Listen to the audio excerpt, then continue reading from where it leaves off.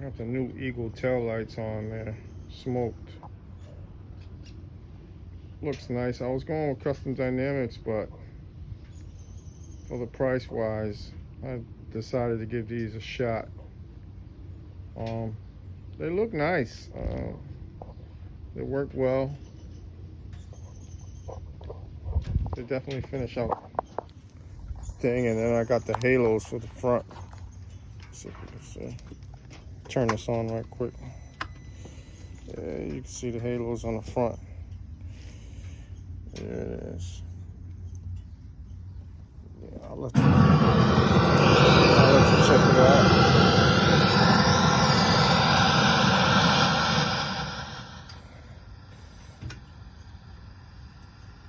Put the hazard lights on so you can see what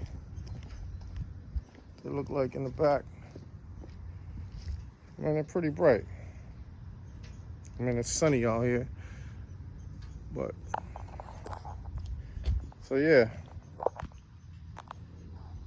that's it.